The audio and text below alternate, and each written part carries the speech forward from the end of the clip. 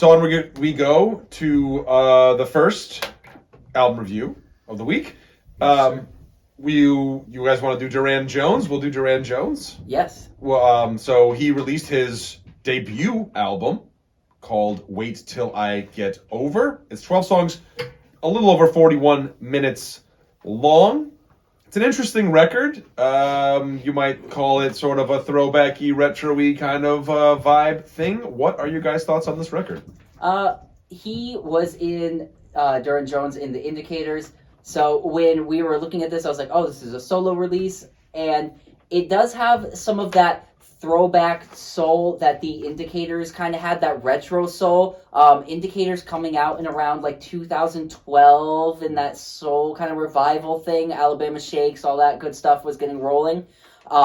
Their debut album didn't really get released until 2018. There's been a few more since then, and then this is like the jumping off point. So I thought it was pretty interesting. There's some kind of production choices that lean a little bit away from that retro soul sound, but still kind of add or kind of take from that vocabulary a lot.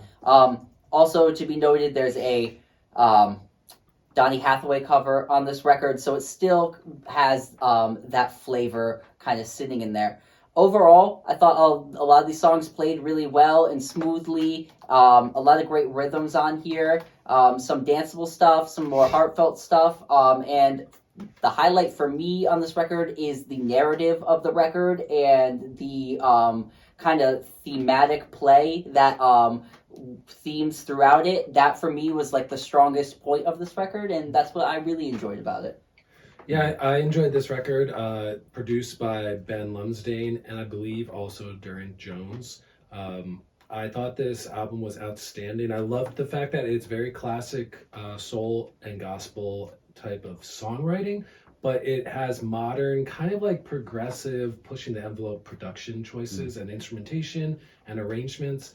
It reminded me of 60s like Stax Motown type of stuff, but put through a kind of viewpoint of the later, like Sly and the Family Stone, the, why can't I think of his name? Who was in the group, he did Move On Up. What's his name? Oh, Curtis Mayfield. Thank you. So that type of thing where there's a lot of swirling, interesting textures, a lot of like fuzz guitar type of elements, a lot of kind of like found percussion, and it was recorded live at most times when they had the full band going. So the vocals have that kind of like, we're just gonna do it, and it comes out in the moment. So there's a lot of like strange compression type of stuff, strange distortion on certain like high notes and things like that. I thought like Luke said, the themes of this album about kind of like self-discovery and claiming who you are and persevering through what you've been through, love songs and loving yourself type of songs, I thought were really great. This is like the first modern R&B record I've been excited for in a real long time, because it does remind me of those classic, Marvin Gaye type things, Isaac Hayes type things. I thought this album was excellent.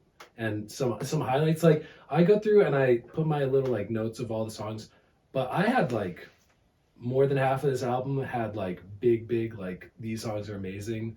I loved the song Letter to My 17-Year-Old Self, which was like an epic journey, like such a deep arrangement. There's so much ear candy all over it. You have to like listen to that song 100 times to catch everything that's going on. There's that harmonized sax solo that I believe he played because he studied saxophone in college. And it's has that like synth drop with the sloppy kind of Dilla drums. The backing vocals on the track are so thick and full, and then it like just dissipates away. And it's like a almost 6 minute long song, and it feels like a prog rocky like big opus thing. Yeah. I said when you said that, I like hit Mike because like the first thing I said when me and Mike like talked about this record, I was like, Letters to My 17-Year-Old Self is a high standout, the best track on this record. Yeah. It is especially production wise. It's and lyrically, the theme of just talking to yourself in that way, and it also has that like stop thing in the vocal, and it jolts back in. Just absolutely everything Jeff said. That song was the highlight. Yeah, my the songs that I really enjoyed, "Wait Till I Get Over," that was probably one of my favorite tracks on the record too, because I love that sort of raw in the room style recording with the full church choir and Just like straight gospel. just straight gospel. Like I love that. I'm like I'm an Aretha Amazing Grace kind of fan, like that Yeah. sort of a vibe. So like I'm totally there for it. Lord Have Mercy, which was kind of like giving me sort of a Wilson Pickett kind of Right. vibe and stuff too.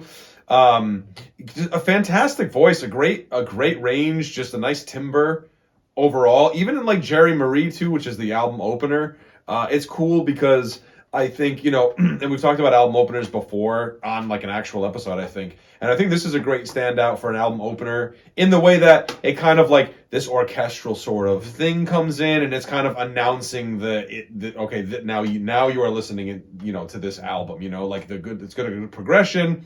And that's another one too, like Jeff had said earlier, where it's that sort of a take where it's like you get a little bit of that distortion in the vocal, you know what I mean? And it adds a nice hair. It adds a little hair to it, I think that vocal delivery on that song is really great too because I think it shows his voice in a different light that's not really highlighted in that way on the rest of the record.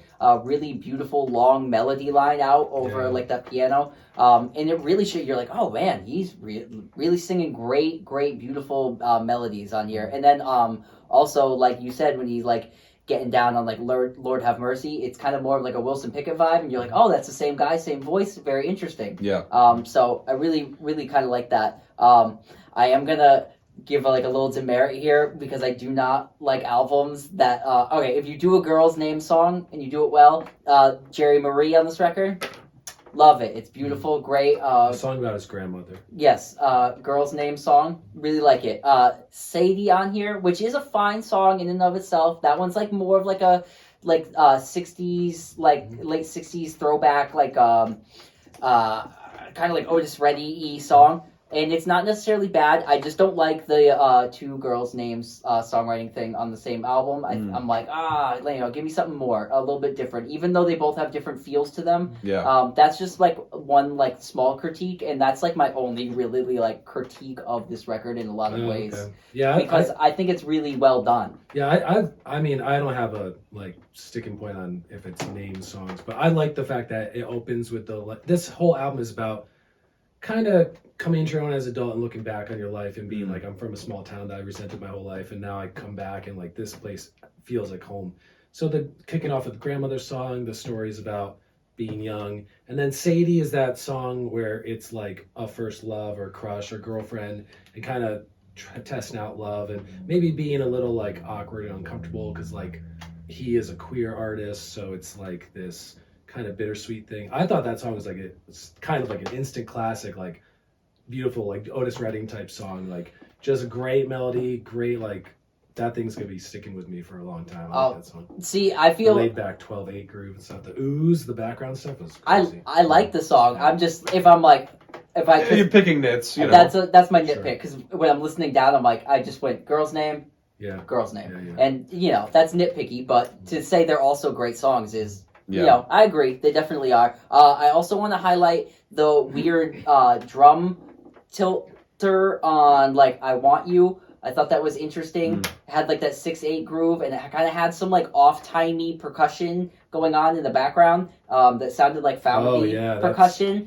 And that was a really interesting choice, and that reminded me of like the kind of shaky drums on that D'Angelo record from 1999.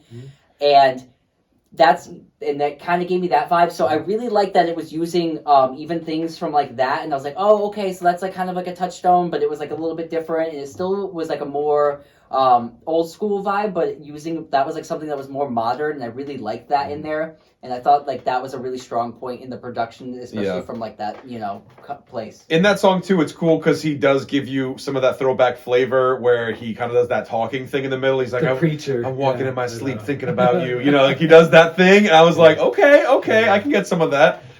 She's a baby. Yeah, Boys and Men yeah. style. Another shout out to for a song that I enjoyed, Yeah. as far as his use of dynamics, was That Feeling, because that song Yeah, kind of the comes fuzz in with guitar, like it's like a slow burn working up to the full band, and then it goes back to quiet, and then it goes Yeah. back to loud, Yeah. which kind of gives you this kind of a thing throughout the song, and I really enjoyed that use of dynamics, which I thought that was really creative. Yeah. You know. I do want to bring up, what do you think of the Donny Hathaway cover with the rap interlude in the middle? I love the rap. Did- So that's an artist named Skip, who is like a middle school teacher. I've been trying to figure. I was trying. Oh, To, no I was trying to way. look Yeah, I up who looked that him up. was. Yeah. His name might be Byron Horton. I looked it up. I didn't write down that. But I thought it was excellent. I thought it was very much a middle school teacher giving like a history lesson type Yeah. of thing. Yeah.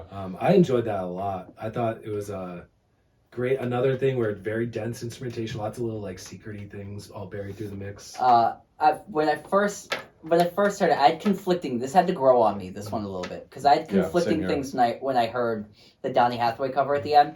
Because for me, I'm like, at this point, I do like the retro soul sound, but at this point, it's been done a lot, and I'm kind of like, I've heard a lot of it in a lot of ways, and not that this, So when I heard the Donny Hathaway cover, I was a little bummed out that there was an old soul song on the album. But as I listened to this record and kind of got more of where he was coming from and the theme of the record, the going back home and knowing who you are, that Donny Hathaway song really started to express itself in a different way. And especially because it did have the interlude in the middle of it where it was rap and said things about modern things, mentioned George Floyd in there.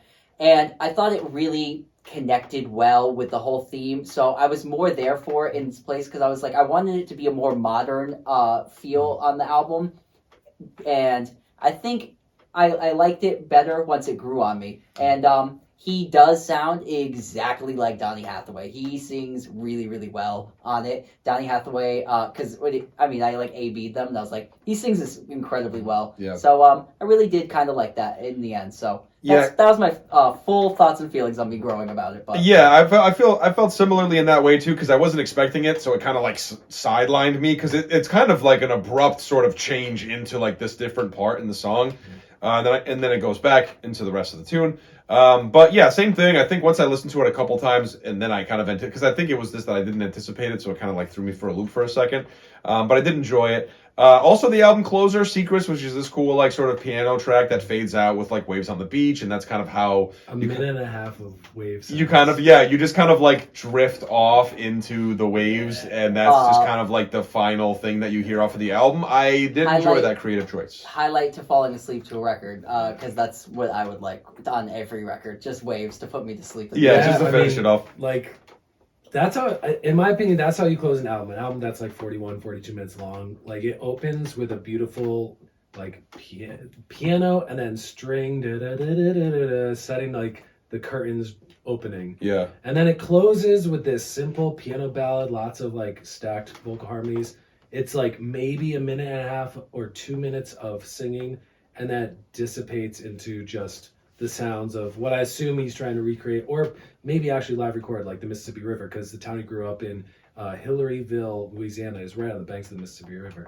So that kind of lulling you to sleep and taking you out on that, I thought it was awesome, because this to me was like a complete album statement.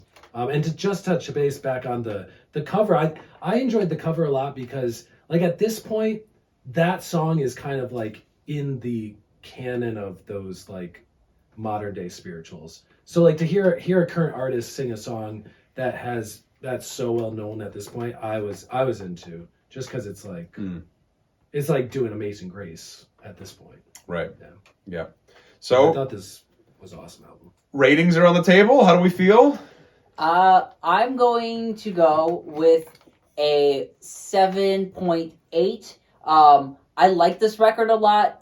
This sound isn't like necessarily where I go to all the time, but solid record. A lot of great like modern stuff with that old school styling underpinning it. Great record, check it out. And I also want to give it this compliment too. It is a 40-something minute album, though it does play like a 35-minute album. It really does. It plays very fast, and that almost never happens with records. So, yeah, 7.8. That's where I'm at. Right on. I'm going to go with, let me think. I'm going to go with an 8. I'm going to give it a solid 8 because I think that although I do agree with kind of like what Luke was saying in the way that it's like, we've had this flavor before with the Charles Bradleys and like the Leon Bridges that have kind of predated this and all that stuff. I find that it does kind of really play well to my taste as far as the Muscle Shoalsy sort of sound, the Stax sort of sound, the Motown sort of sound, and all that kind of stuff. I mean, I'm a sucker for like the throwback kind of thing too, you know, like I can be a sucker for that too. So not that this may be but you know what I'm trying to say. So solid 8 for me on Durand Jones. Yeah, my favorite music is 60s soul and like 70s psychedelic funk soul stuff. I thought this album was the most interesting production I've heard on an album in a very long time. All I wanted to go back to and was listen to it over and over again as soon as it ended. And for me, this is my first perfect 10. Oh, is this your first 10? Yes. This is my first new music 10. Yeah. Nice. Because it's like, I look at my things and I bolded every single song. I have 3 stars next to 7 tracks, and there's 12 tracks on this album. Yeah. Yeah, I just thought this was like excellent. And like, I think what makes an album great, like this album might get, you know, some albums fade, some albums grow in your estimation. But for me, I'm like, this dude's voice is so rock solid that I will start to like certain parts. I'll start to like have detractions on certain parts. I think that's a good thing. Like those 60s and 70s soul stuff, it's so in the room, it's so organic, it's so experimental. And like this took a lot of chances. There's a lot of crazy stuff on these arrangements. Like if you listen to these songs 100 times, you'll find new stuff buried in these mixes. Yeah, so this is a straight 10 for me. There you have it. What do you guys think? Do you like the new Durand Jones album? Let us know in the comments below. Let's take a quick break. We'll take a quick break. Yeah, here. We're fine.